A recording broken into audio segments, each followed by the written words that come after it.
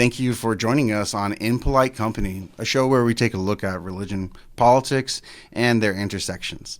I'm Cameron Jones, and I'm joined by Jordan. Yes. What's your last name, Jordan? Fitch. Jordan Fitch.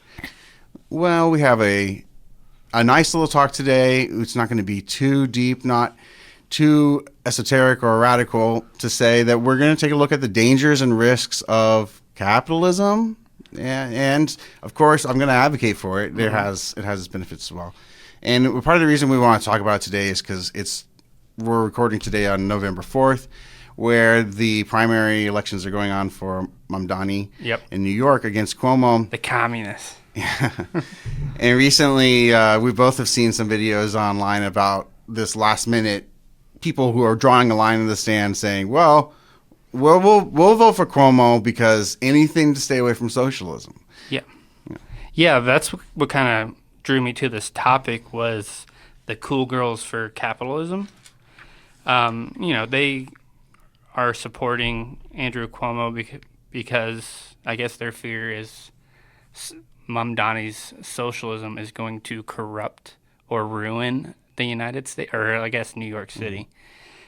Except for capitalism is what we have now, and they're not like trying to not necessarily point fingers, but like critically think of how did we end up in this situation.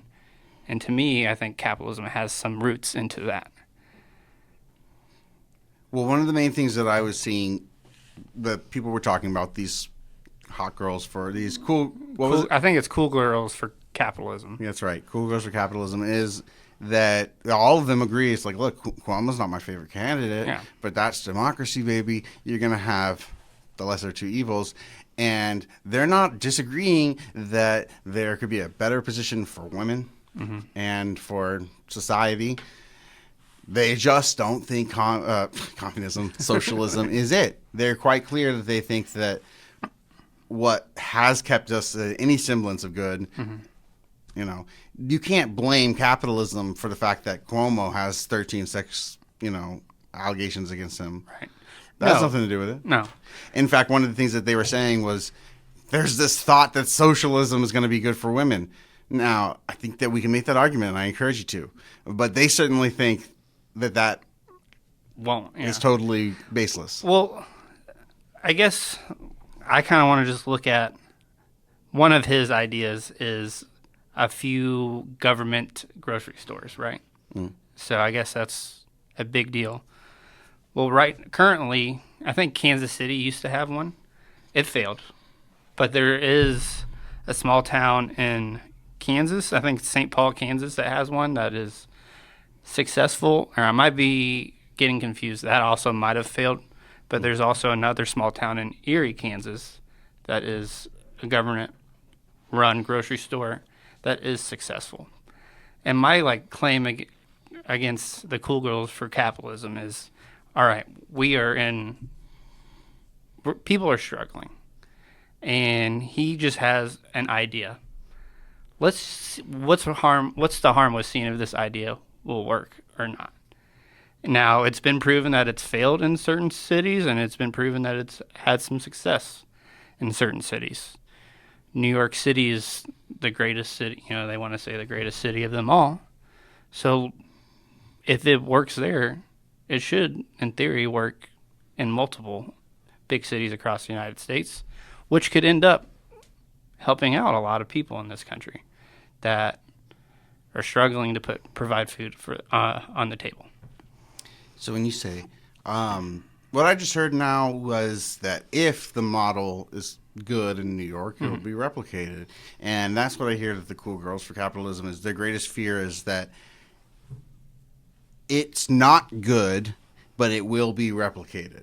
And the reason that they think that would happen is because what's happening that we are seeing, that you're saying is would be good for people of New York, they're saying would not be good for people of New York. They're saying that you having to depend on the government for your, controlled rent prices because you can't afford to live here otherwise, maybe you shouldn't live here. Or I don't know what they would argue, but basically that the price is way too big. It would my dad would agree that it would be great if we could all have free health care, but on my tax dollars?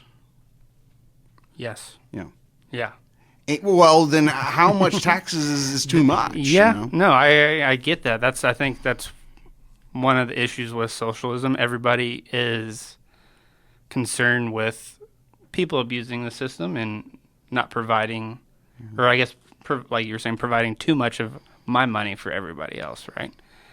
And the great fear, because we have to look at it like from a really existential situation. They're like, no, I'm not just worrying that I won't be able to enjoy my margin of profit. I'm saying that I won't even have enough of a margin to run it wouldn't be successful I wouldn't be able to make money selling hot dogs, you know. Yeah, and I was thinking about our professor, you know, in our philosophy of law class, and basically we were trying to figure out why cities or governments kind of formed. Yeah. And it's because we need one another, right?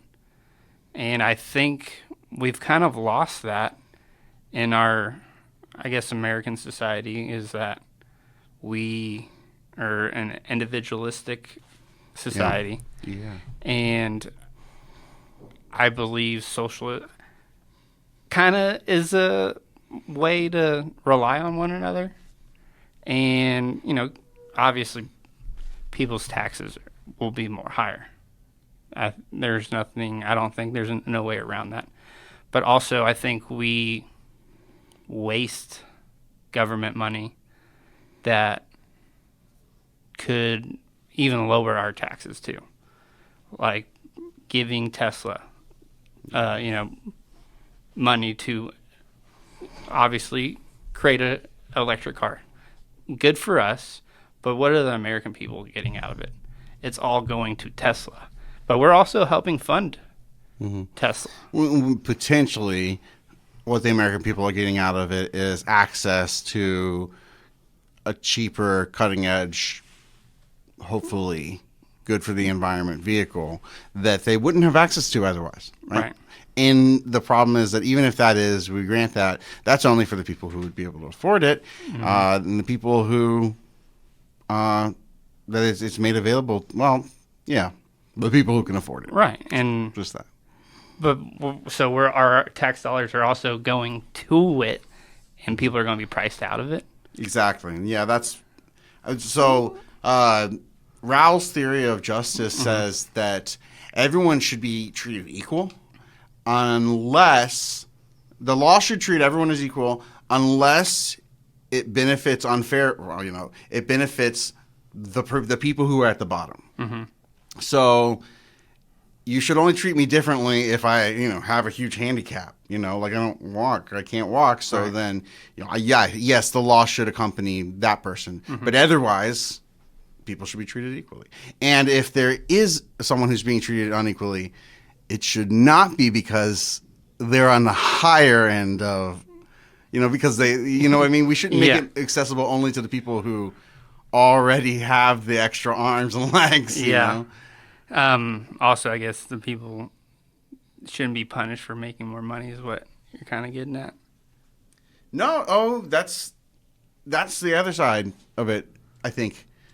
No, I'm saying that everyone should be treated equal, as in, the higher that you get paid, the 10% is 10% is 10%. But I'm also a fan of the idea that there should be a higher percentage the more exponentially that you make, but that's not what I was referring to. I was referring to that just that the law should be treating people equally in general. And yes, you're right. The conservative argument there does take that to say financially equal, letting us continue to make more money. Why should I pay more just because I make more? Yeah, it could be used in that direction too. And then going back to the cool girls, for capitalism, there's just, I think we've been very propagandized. I mean, I think that's one of America's greatest success stories is their propaganda machine. Because, when we think of socialism, we think of something that this is so bad, like it's like evil, and to me, socialism is social security, public schools, fire departments, everything that our tax dollars go to? The military. It's we all contribute for something and receive a benefit from it, right? But we don't talk about it like that. We don't, I guess, not that you have to label it socialism, but nobody, I don't think, really understands that is a form of socialism. Yeah, people today, I don't know how modern this is a thing. Maybe it's only within the past few generations or not. But just that we have tried. Okay, let me step back. Mm-hmm. In McCarthyism, America decided, or by then we knew, we didn't like this thing, communism. And at that point, we already had social institutions, public school, public roads, the army. Mm-hmm. I think that after that period, I'm not sure when, but in the past 100 years, we have invested way more in building of these roads and all this public infrastructure. And so people who were for public things to a degree, in the 1960s would look at it today and say, I didn't mean that much. Okay. So there is like an old conservative that is actually like, no, I call that socialism. There are conservatives today, or libertarians at least, who are like, yeah, I don't understand this. It's not even a stretch to say that they don't believe in public school, right? And it may be a stretch, but there are parties who believe that we don't need roads, that roads should be privatized. Yeah. And we'll, I think, face a big problem if that ever came.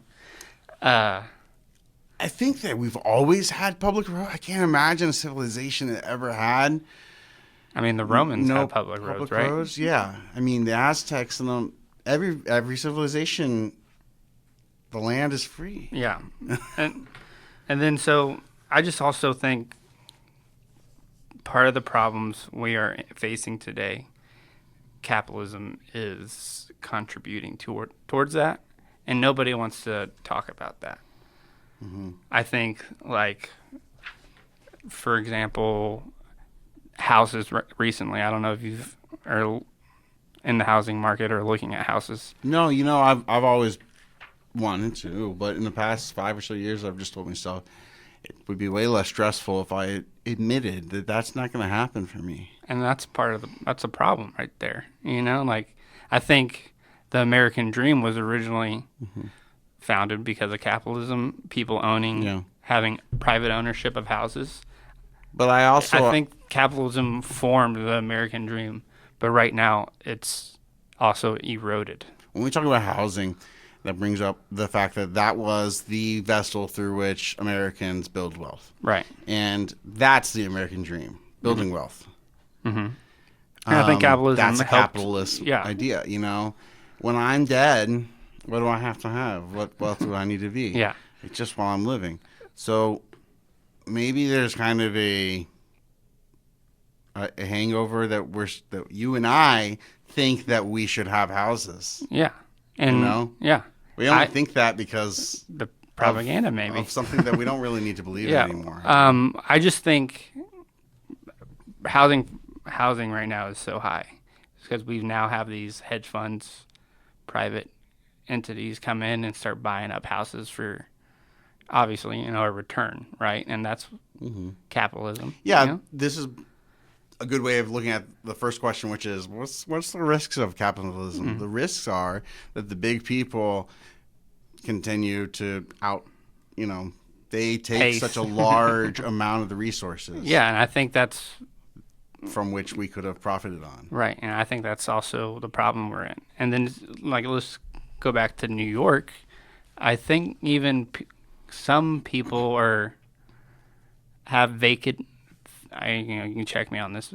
There's vacant buildings in New York, so the rents prices increases because the supply and demand is no longer there, or supply is short, so the demand increases.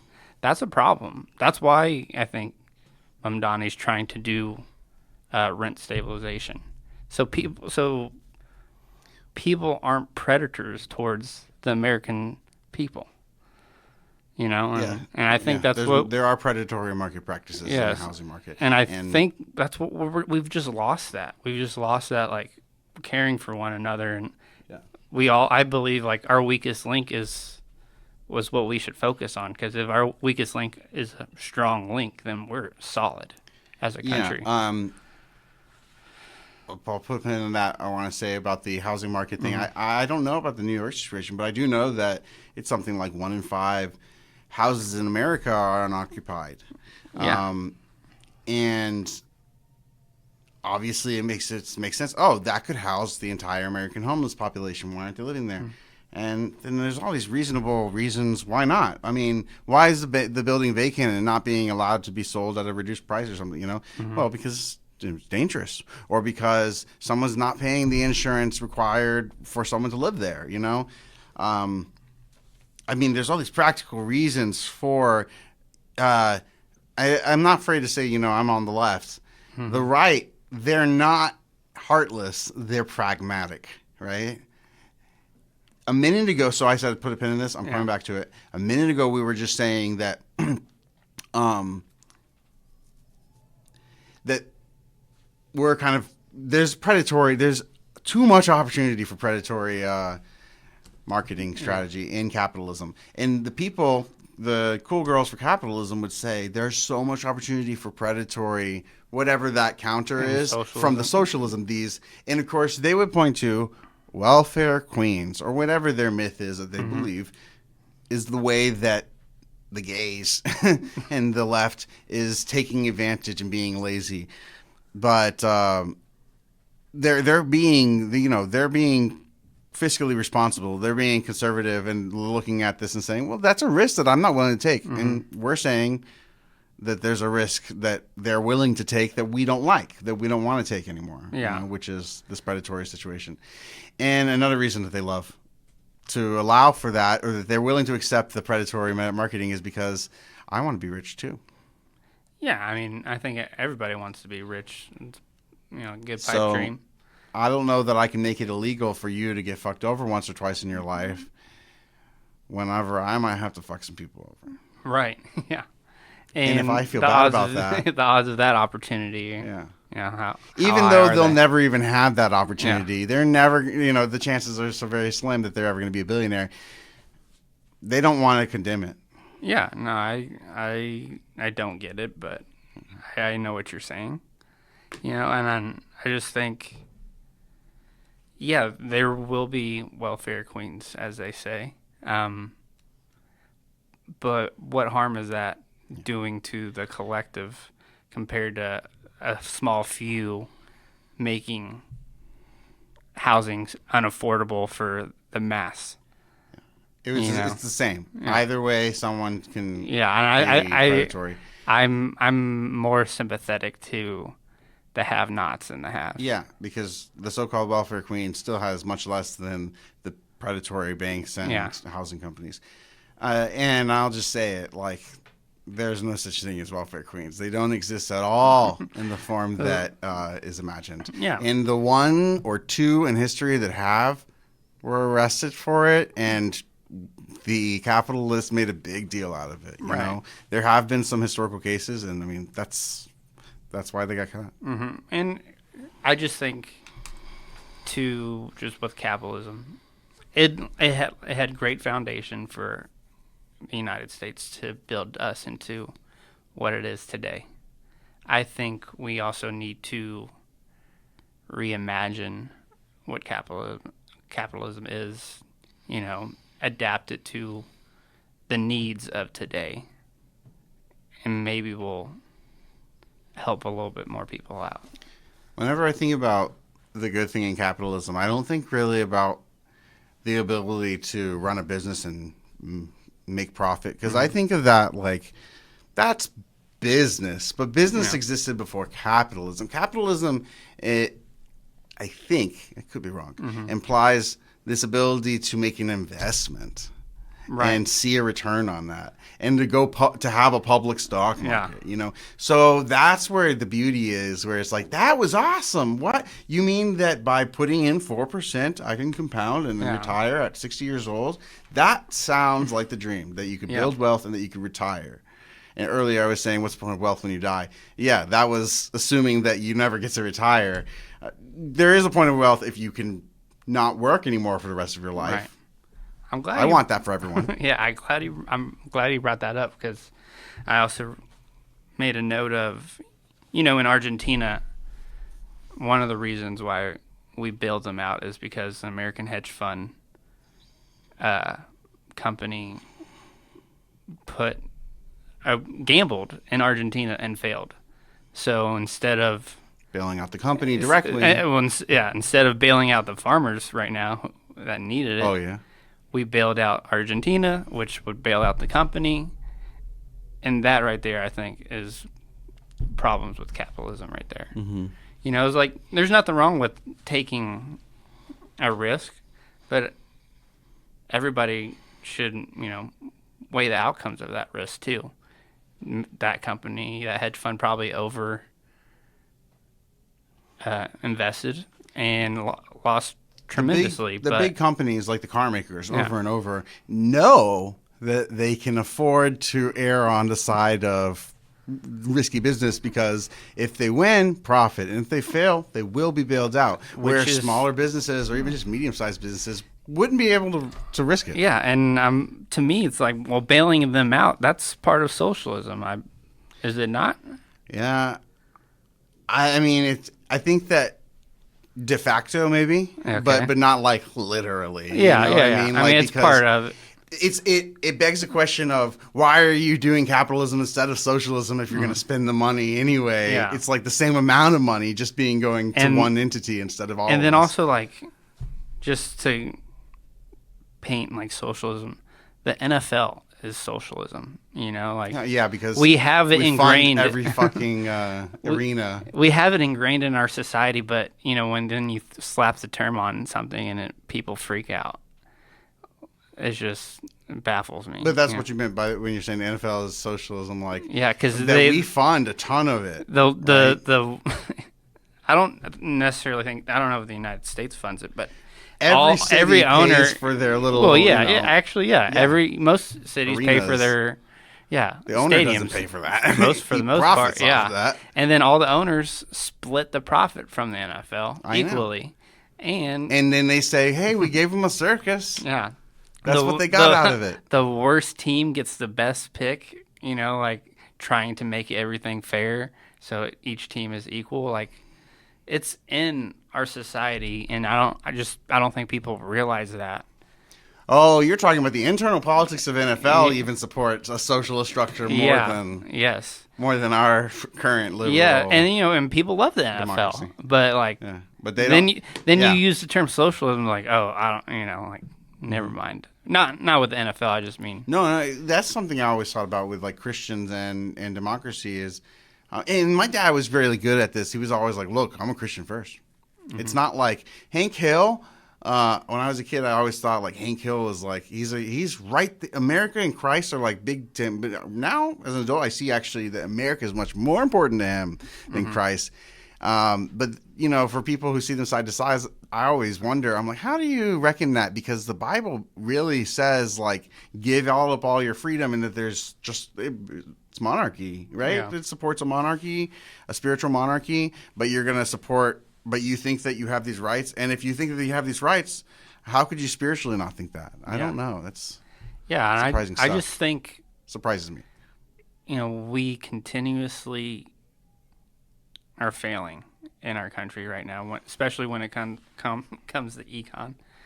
And capitalism, I believe, is the root to that. But no one's having the conversation of trying something else, or because these guys are supposed to be experts, except for the United States has to go in and bail them out. We've seen it with the auto industry, with the airline industry, with this hedge fund in Argentina. Like, these guys are supposed to be geniuses, or the best of the best, and we continuously bail them out. And capitalism, I believe, is a root cause of this. So we need to like morph it into something that will work for us. Mm-hmm. We've had some good talk, but let me put it in a new frame. Okay. What's wrong with capitalism? What's wrong with it? Yeah. Where is it flawed? Right now, capitalism, I think part of it we've seen. So I worked as an intern for Bernie Sanders, and I think he would say something along this, that productivity has increased, wages have stayed stagnant, and because of that, the money that would be in people's pockets to actually benefit them and encourage more capitalism, people or companies are more worried about their shareholders, their corporate bonuses, their exec bonuses, than the actual people that make their products. And I think that's kind of what's wrong with like the shareholders. You know, you invest something, you should see a return, yes, but they shouldn't be a priority. Yeah. You know, they are. You know, they're still up there. You know, as a concern, but if someday there's going to be a point in time where nobody's going to be able to afford all these products that we make, and we're a consumer nation, right? We consume everything, so these companies are just going to shoot themselves in the foot. How are they going to continue making money and give them? Well, I don't want to push back too much, but I think that there is a growing ability for these companies to just cater to the absolute elite, because who cares if their item only sells to a few dozen people? They only need to sell like 2 to make all the money back for all the research and manufacturing to do it, you know? Yeah. So they still make a killing. They still make their millions and get into retirement. Yeah. So companies still successfully can do, I don't know for how long, but I think for a long time. I mean, maybe longer in our lifetime, you know? Yeah. No, I think a long time compared to our lifetime. I think that capitalism could go for, late-stage capitalism could continue for hundreds of years, and doesn't matter how few thousand we were talking earlier about this fictional thing, robo-billionaires are. It doesn't matter how few thousand these entities are that are spending the money. They're still profitable. There's still people who are going to be playing late-stage capitalism to the very end. A minute ago, I said the good thing about capitalism is you can make investments in something and see your money grow and build wealth. Mm-hmm. And that beauty, that like rose of capitalism, comes with the thorn of we start to care more. The companies care more about their shareholders, this new quality of business, than what always was the matter, which was the employees and the consumer. Now this is third person, who is actually more important than both. Yeah, well, I believe, you know, if you take care of the worker, everything else will get taken care of. But they're like, all right, what can we take away from the worker and give back to the, you know, shareholder? Right. And that only like becomes a thing whenever it's a shareholder, because before the relationship was what can the worker give and what can the consumer give, and whatever was taken away from the consumer is directly benefiting the worker. But now we can take away from both and benefit neither. Yeah. So for this example, you know, when I think 2008, when the auto industry needed bailed out, Ford opened the union, United Auto Workers, agreed with Ford to open their contract to renegotiate on the terms that once everything got back to normal, they would renegotiate again and try to get back what they gave up. So the auto workers gave up raises, they gave up their pensions. I'm not for sure if they gave up anything else, but that was the main thing. So within, I think, a year or two after 2008, now Ford didn't take any government money, but the United Auto Workers also cover General Motors and I think Chrysler at the time. But Ford turned a profit a year or two later. Till this day, the workers have not got their pensions back.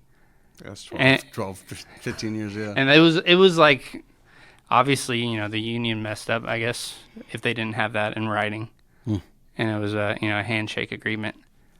But that's, I think, also a part of the problem. Is like how weak the unions are. Well, maybe, but where we took away from that worker right there, and guess where that money went? We were making more profit now, more corporate buybacks, more bonuses, more dividends to the shareholders. Yeah. It's like whenever you come asking for raises, we're like, we're not even making any money. But then, get the government pays you, and then buys you out. This last contract, which was in 2025 now, I think, in 2022, maybe 2023. It was the first raise since that 2008 contract that they gave up. It's a long time. Yeah. So we fought hard. We had to go on strike for that, and it's just Ford became a brand because the workers there could also buy the product. Oh, yeah. Which also, in turn, raised their profit, Mm-hmm. Yeah, I've heard that one before. Yeah. That you have to have a product that your worker can buy on days. And then, so, I just, that's where I think the disconnect is, we're worried about, the stockholders and our bonuses or whatnot. But if our workers are taken care of and they can buy the stuff they're making, we're going to make more profit than we're making right now. Maybe, maybe not. Well, I have to assume not, because if that was the case, they would probably do it because they're selfish or they're self-serving. Maybe, yeah. If it really was that case, then the only reason they're not doing it is because they're afraid that it wouldn't be the case. And that goes back to what I was saying. That I keep a very non-dual approach on things. Is that the other side of the equation is doing what they think is the best. Trump thinks he's doing good. Right. Yeah. They really think they're protecting babies out there and saving women. Yeah. And that's kind of what I wanted to, talk to you about on the show is just, I think we just need to have this discussion,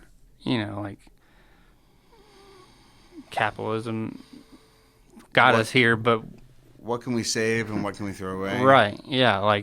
We have to adapt, or we're just going to continue on the downward spiral. Well, what I just said was that the only thing worth saving requires the bad part of it. Yeah. So I'm not sure that there's anything that can be saved. It sounds like there's no option. There's no real space for what's the word? I'm thinking compromise. Yeah. Between that and socialism. I think that socialism is a winner. Yeah, I think we're losing that compromise too. We see it in our government, but there's no such thing as compromise anymore. I just think we need to start compromising with one another to just get by. I mean, it's sad to say, to just get by. But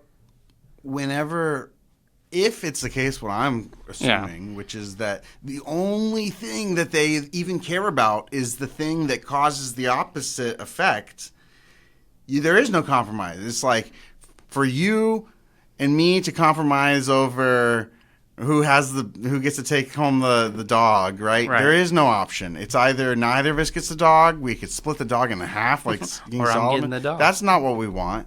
Yeah. So there is no either both of us fail or one of us gets to have the thing. And so compromise doesn't fit into that situation. And the fear is that situation is real. Yeah. I mean, I think it is real. And 50% of us are just going to not be happy all the time. Yeah, entire lives, that could be it. That could be the case. But I'm hopeful that it's not the case. I think. How would you know? Yeah. When would you know that that's not the case? That What that we? What would you like to see? Let's say 10, 20 years from now, you're seeing a certain shift in the culture. What would that be? Where you said, I see this, and now I think we've started to grow up. Yeah. I think more community-based feeling towards one another. I think we've empathy lost. Is a key. I think we've lost the community aspect towards people. Everybody just kind of cares about what's going on, and there's nothing wrong with that. No, there's nothing wrong with taking care of yourself. Yes, but I think if going back to our class, cities were created because we needed each other, and we've lost that. So I think that's why. I think we've kind of seen. I don't know about polarization, but the downfall, I guess.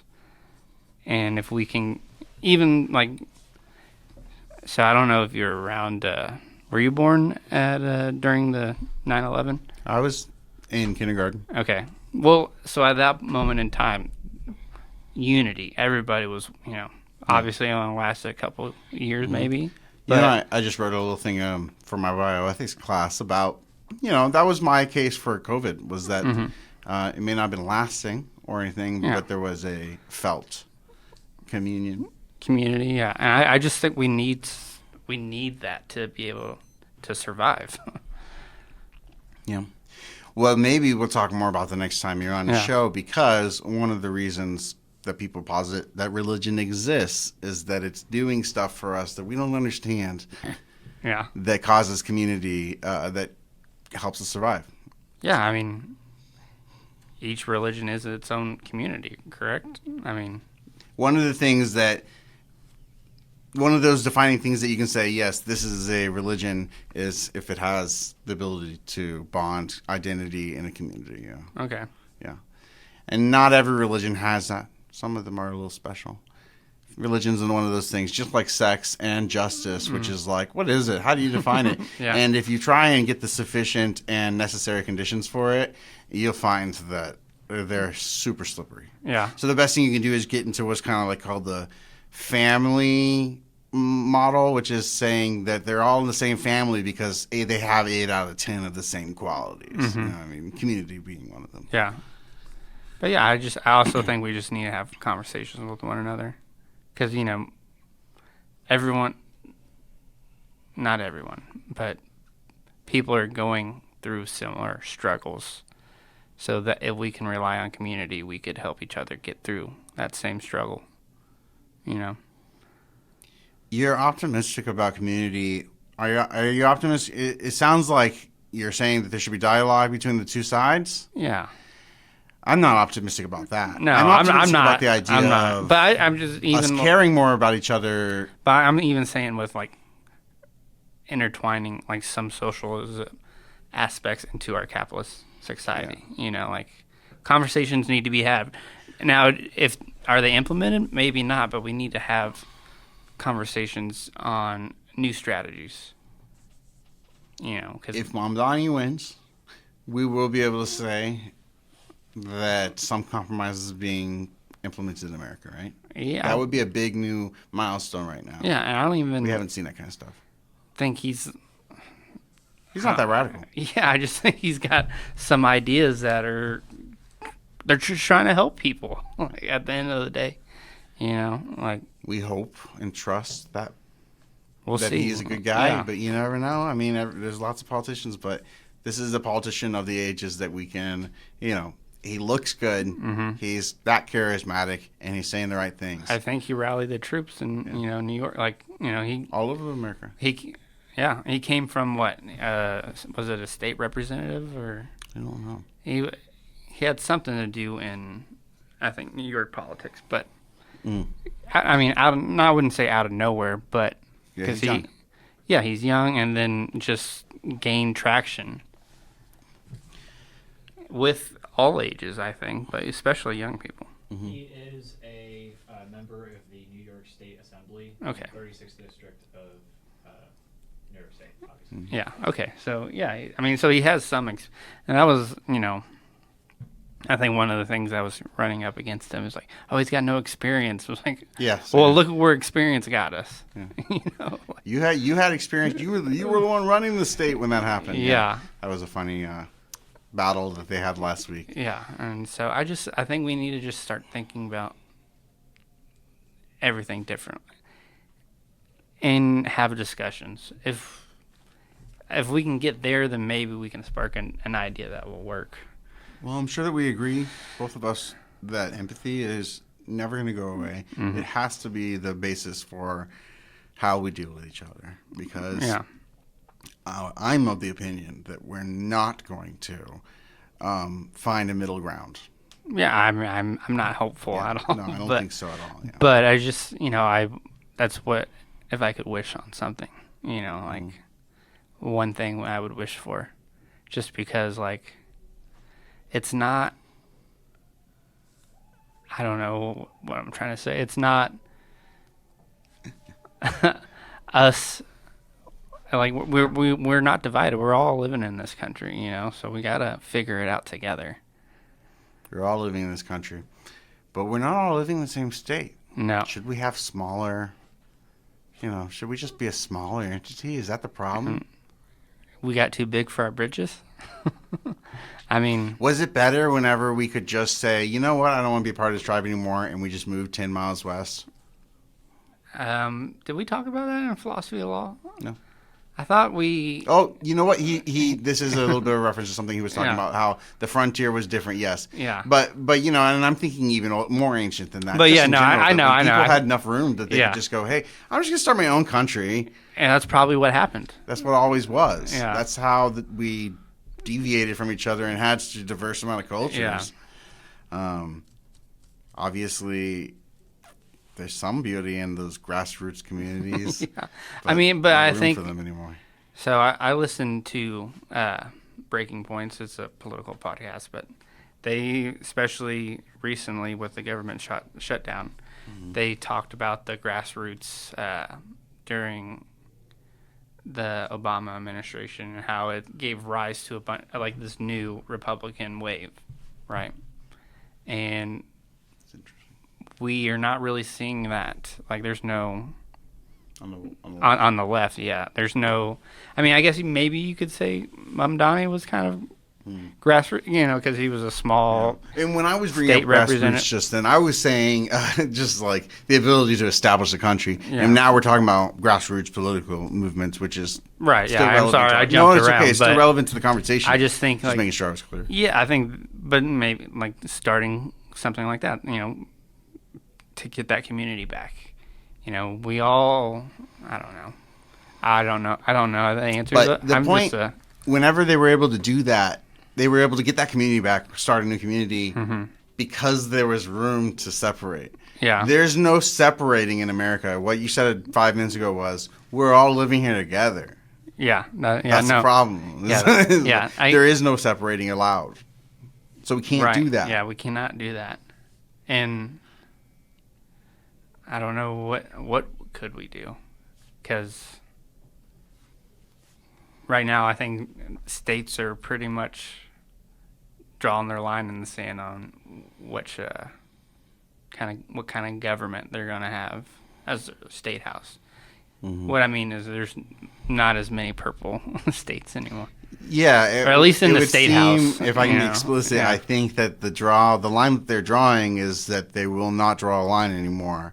There's no longer a lot of state independence. Yeah, the states would rather be uniform and feel the comfort of knowing that that the federal government has their back than feel like, hey, we're a state, we have our own eminent, power, and we're not afraid to continue to flex it for all time. I think there's a couple states that are still doing that. I won't say names because I'd probably make myself look foolish, but most states, every state has an opportunity to cow to the federal government. Yeah, I think a lot of them are kissing the ring right now. Yeah, that's what I'm thinking. Yeah, is that they're not drawing. Yeah, whatever line they're drawing, it's just saying, hey, we are not like what we were 100 years ago.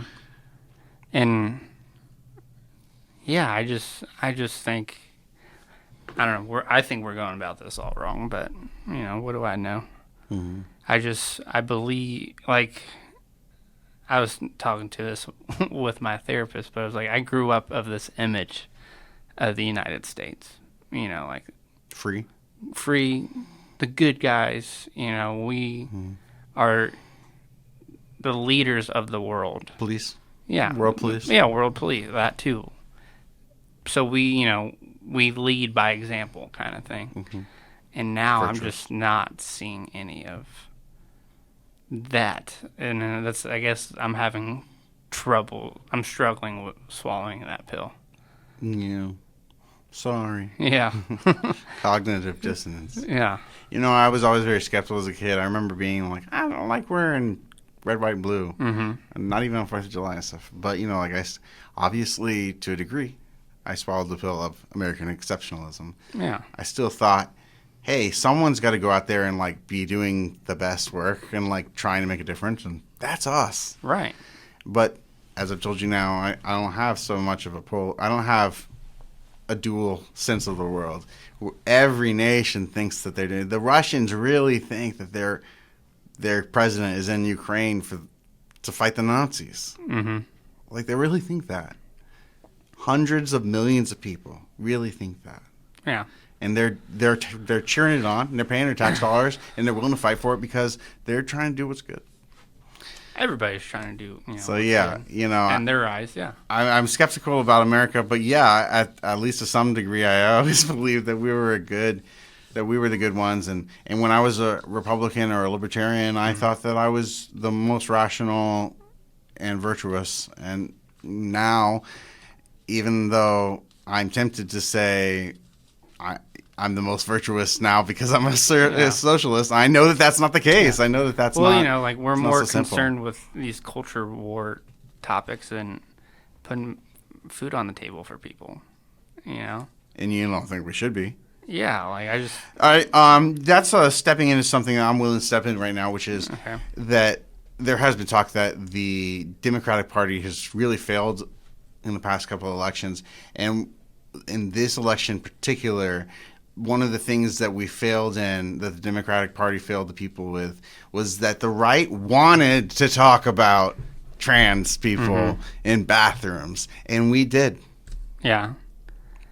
Well, I can only speak really within my factory, and I can tell you the issue everybody had, and it was putting food on the table, money in my pocket. At work. Yeah, at work. I know.